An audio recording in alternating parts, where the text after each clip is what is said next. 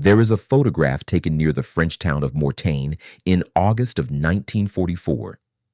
It shows a German tank sitting alone in a field of flattened wheat. The machine is intact. The armor is not cracked. There is no shell hole punched through the front plate. No scorch mark where a bazooka round should have burned through. No torn steel where a mine should have blown off a track. By every rule the German engineers who built it understood, this tank should still be in the war. And yet, it is dead. The crew is gone. The engine is cold and pressed into the mud beside it, running off toward a distant hedge line, are two narrow tire tracks, no wider than a man's boot. That tank was not killed by another tank. It was killed by whatever left those tracks. And whatever left those tracks weighed less than a metric ton, carried no cannon, wore no armor at all, and cost less than the piano in a middle-class American living room. This is the paradox at the center of our story. And I want you to sit inside it for a moment, because it sounds impossible. We are trained to believe that tanks are killed by bigger tanks, by anti-tank guns, by aircraft, by the loud, obvious weapons of war. So how does a vehicle with no weapon leave a trail of dead German armor behind it across two continents? How does a machine that a 19-year-old private could push out of a ditch with one friend become, in the words of the men who fought against it, more dangerous than the finest tank Germany ever built?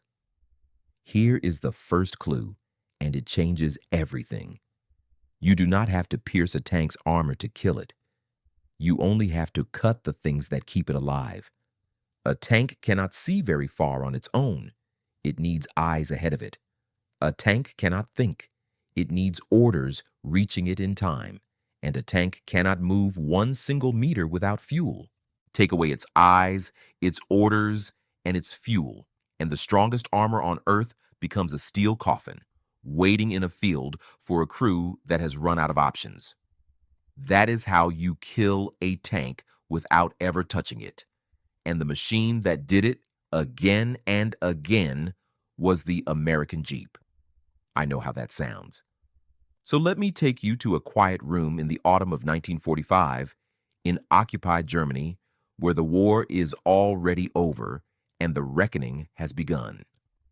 American military historians are sitting across wooden tables from captured German generals, men who commanded panzer divisions, men who had watched their armored spearheads slice through Poland and France in the early years. The historians ask each of them a simple question.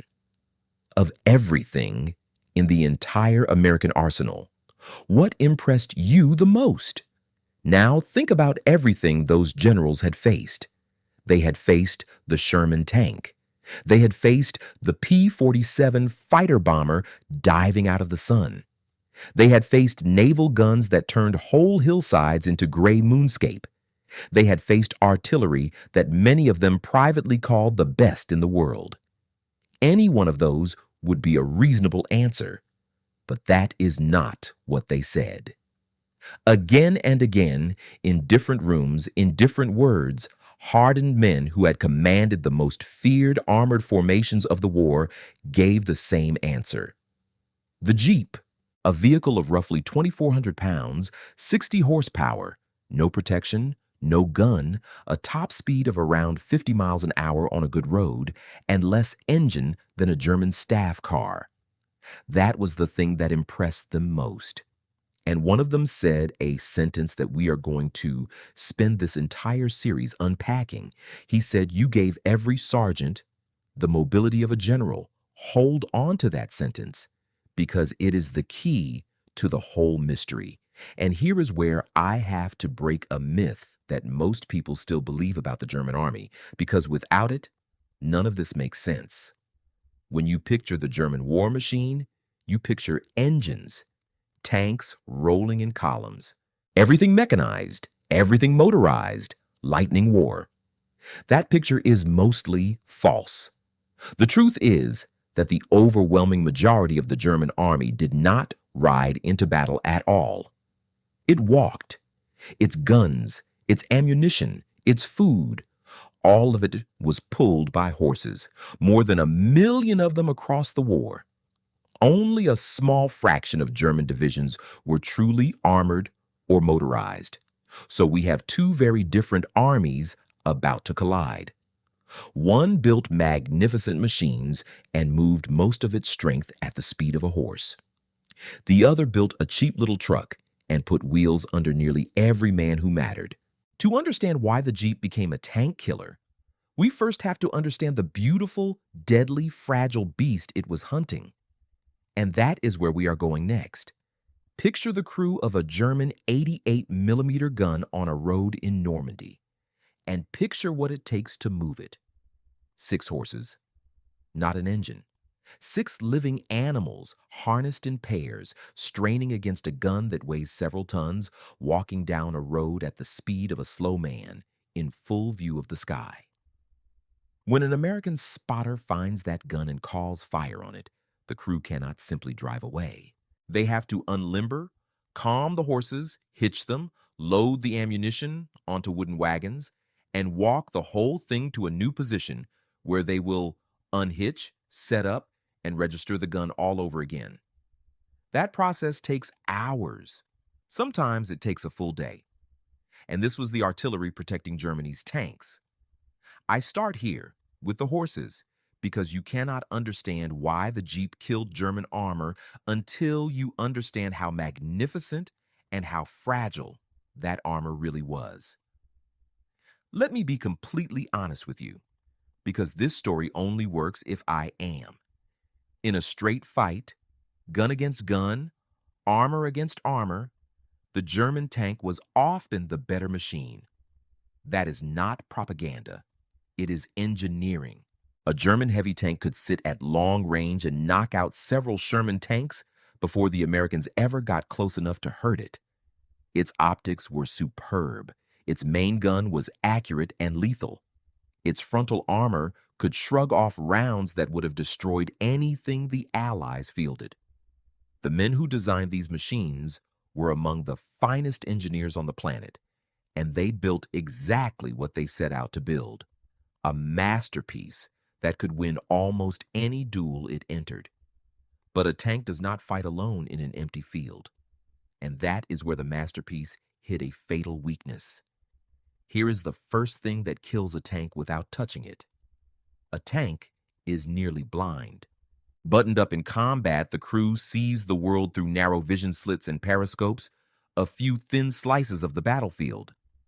The tank cannot know what is waiting over the next ridge, or whether the bridge ahead will hold its weight, or whether the woods to its right are empty or full of anti-tank guns.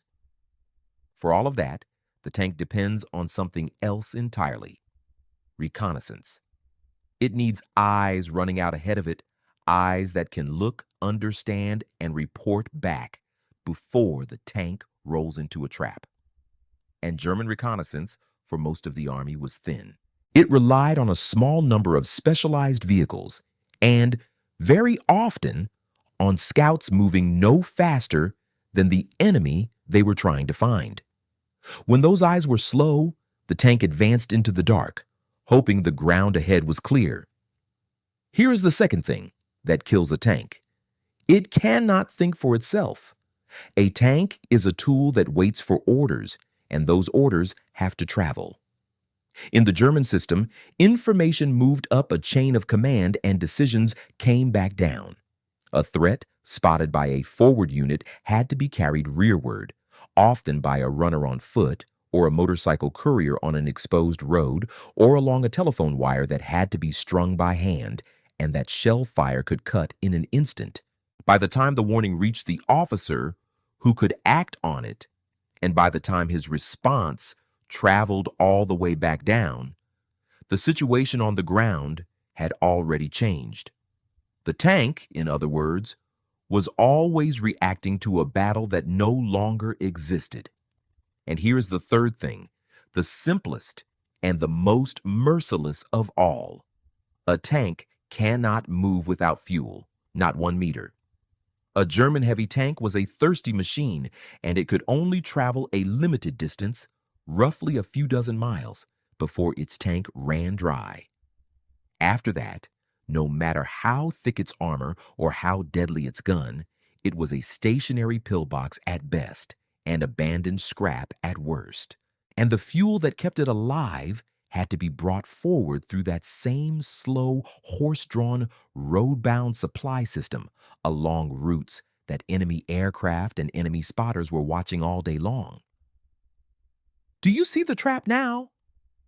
German engineers had built a beautiful Predator, but they had chained it to eyes that were slow, to orders that arrived late, and to a fuel line that crawled forward on the backs of horses. The stronger the tank became, the more it weighed, the more fuel it drank, the more it needed everything else to work perfectly around it.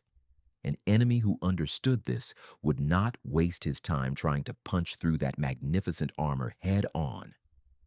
He would go after the eyes, the orders, and the fuel.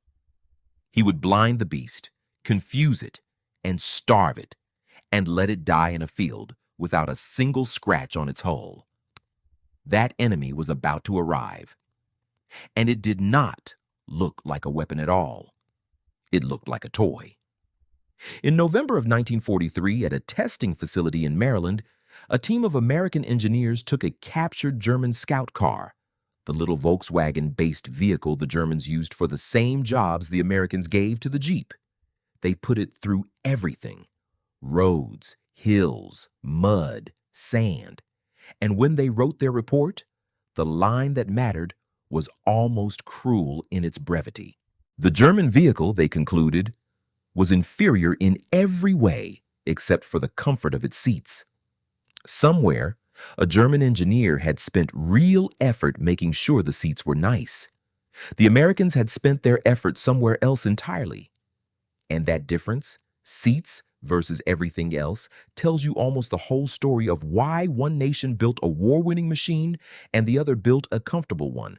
But to understand the Jeep, you have to go back to how it was born, because the machine that would hunt German tanks across 2 continents almost never existed at all. It was designed in 2 days by a man working essentially for free for a company that was nearly bankrupt to meet a deadline that everyone else in America had already refused. In the summer of 1940, the United States Army finally admitted it needed a new kind of vehicle: small, light, 4-wheel drive, able to go anywhere, carry a few men and a radio, and be built in enormous numbers. The Army sent the specifications to roughly 135 manufacturers and gave them a brutal deadline: deliver a working prototype in 49 days. Almost every company looked at that timeline and walked away. It was impossible. Only one tiny firm said yes, a nearly broke outfit called the American Bantam Car Company, which had fewer than 500 workers and no money to spare. Bantam had no in-house engineer who could do it in time, so they called a freelancer named Karl Probst. Probst drove through the night to reach the factory. He had no contract. He had no guarantee he would ever be paid. And the next morning he sat down at a drafting table and began to draw. Working from the specifications that most engineers considered absurd, he produced a complete design in 2 days. 49 days after the challenge was issued, the hand-built prototype was running. Probst and a plant manager climbed in and drove it themselves the roughly 170 miles to the Army Test Center, and they arrived before the deadline. The Army ran it through weeks of punishment and came back with a verdict of just a few words: ample power, meets all requirements. Now here is the moment that no other country in the war could have copied.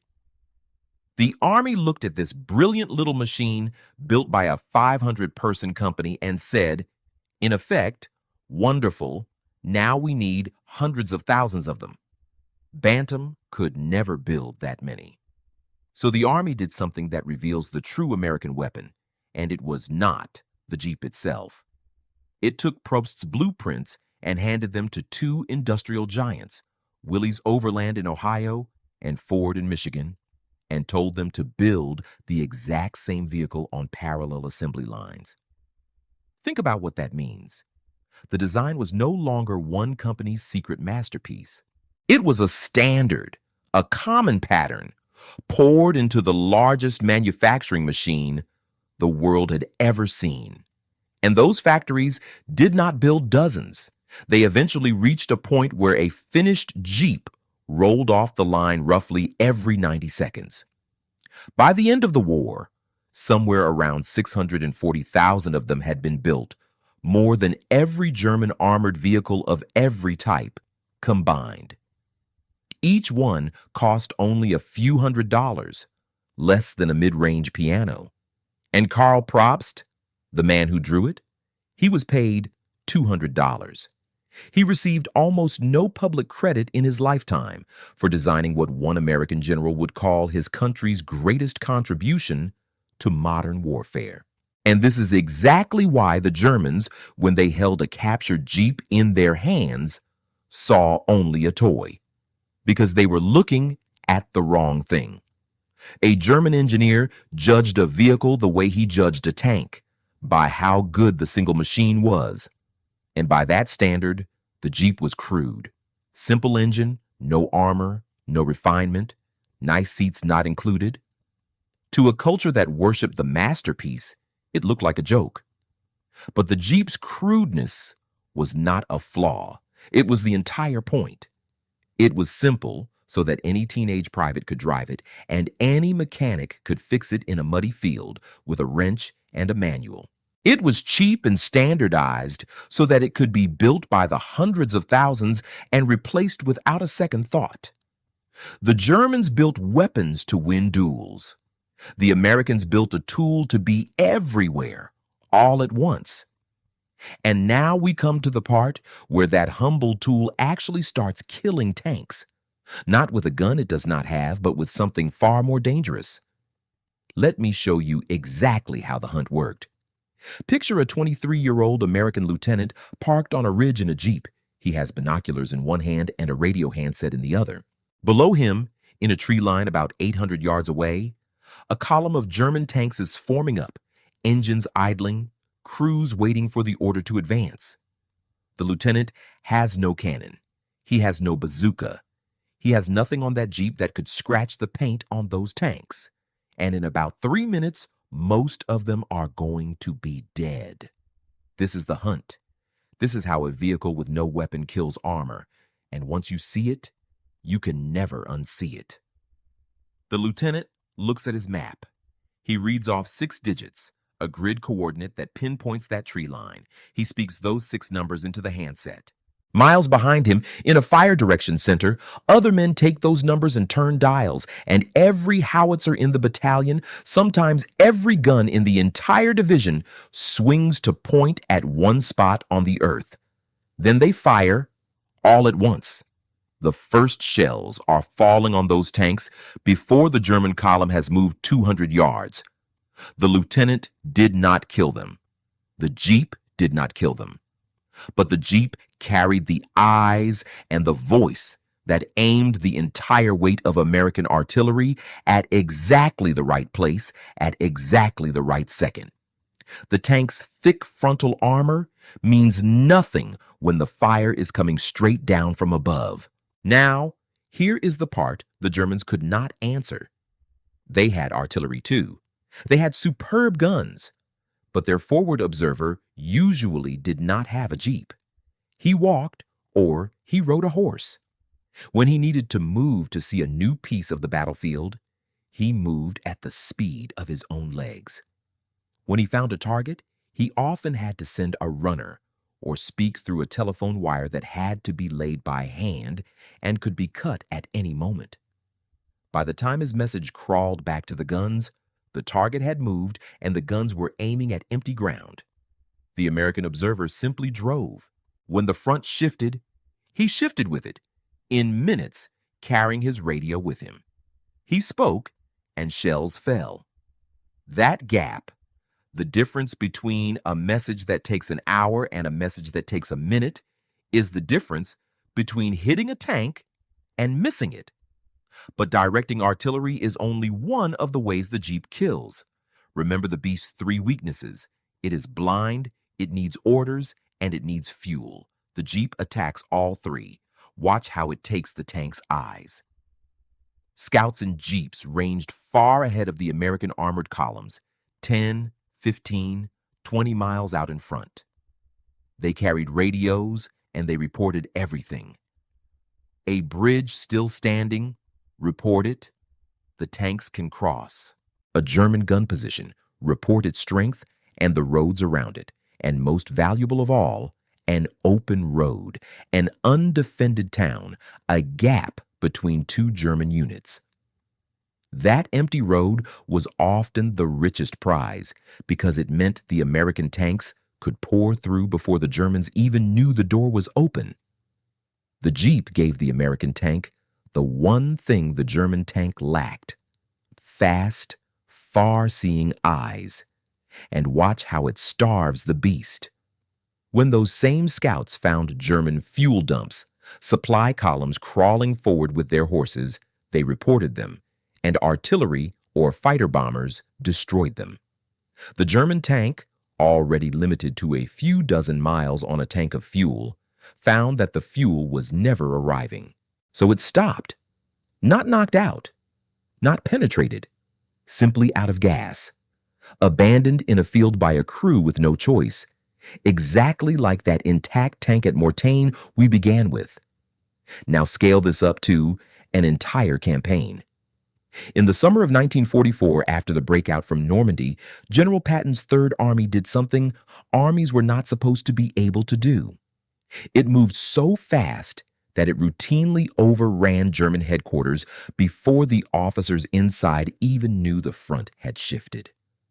And the machine at the very tip of that spear was not the tank. It was the Jeep running ahead of it, finding the open roads, calling the fire, mapping the way. A German infantry division on foot could march maybe 15 miles in a good day. Patton's reconnaissance Jeeps could cover 50 before breakfast.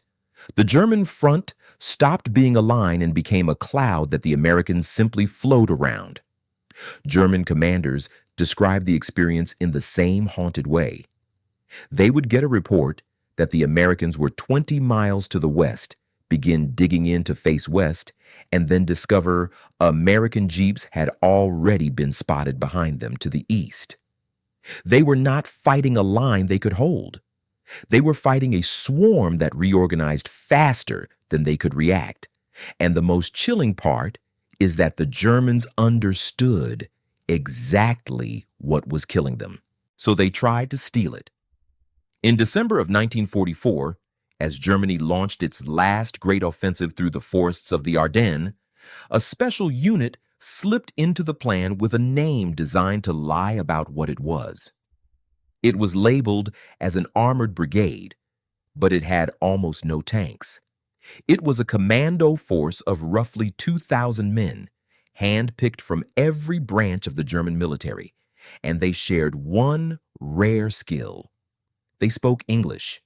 Their job was not to fight German style. Their job was to become American. And the vehicle they needed to do it was not a tank or a truck. It was the Jeep. Stop and think about what that tells you.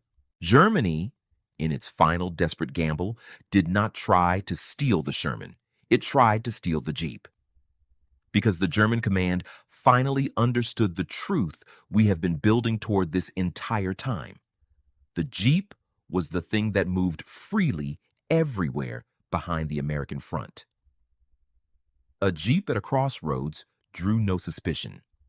A Jeep was invisible. A Jeep driven by men in American uniforms would be the perfect key to unlock the enemy's rear, to cut telephone wires, turn road signs, spread false orders, and seize bridges before the Americans could react. They had grasped, at last, that the Jeep was the nervous system of the American army, so they decided to poison it from the inside. They prepared for months. The commandos studied American movies to copy the accents and the slang. They practiced the loose, casual American salute. so unlike their own. They learned how Americans stood, how they smoked, even which hand they used to hold a fork, because a single European habit at the wrong moment could get a man shot as a spy. Everything came down to disguise, and everything depended on the Jeeps. And here is where the whole story turns in a single devastating number. The commander of this operation asked for 150 captured American Jeeps. 150. Out of an entire war of fighting the Americans and capturing their equipment, the German military scoured its holdings and could not find them. He received fewer than a dozen, fewer than 12 Jeeps in the whole German war machine at the decisive moment. Now hold that against the other side of the ledger. The factories in Ohio and Michigan were turning out a finished Jeep roughly every 90 seconds. The Germans could not gather 150 Jeeps that they had captured. The Americans were building that many in a matter of hours. Right there, in that one comparison, is the reason Germany lost the race. And it has nothing to do with the courage of the men or the quality of the steel. One side made masterpieces one at a time. The other side made a nation's worth of tools faster than the enemy could even collect the scraps. The operation itself unraveled almost at once.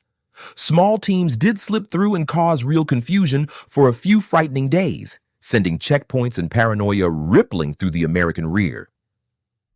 But the disguise could not hold.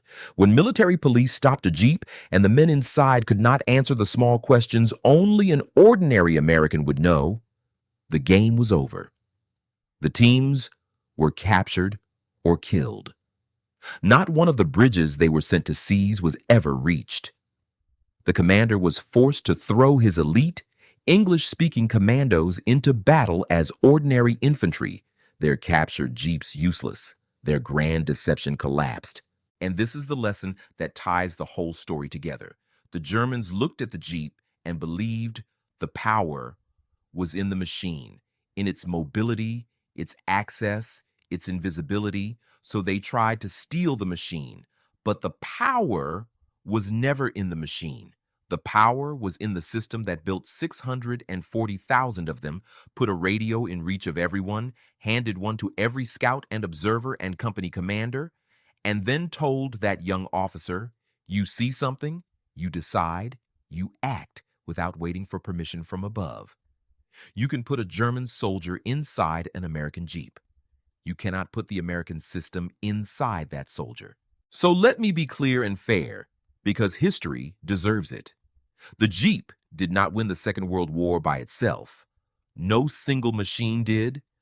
The victory was shared, paid for in enormous measure by the Allies and by the staggering sacrifice of the Soviet Union in the East. The Germans, to the very end, built some of the finest tanks the world had ever seen, and their engineers were second to none. But they had solved the wrong problem.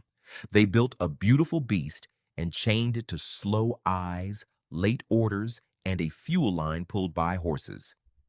And the Americans built the humble thing that could blind that beast, confuse it, and starve it in a field without a scratch on its hull.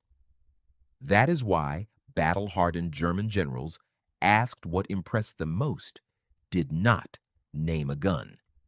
The deadliest tank killer of the war never carried a weapon at all. It carried a radio, 4 wheels, and a young man with the freedom to decide.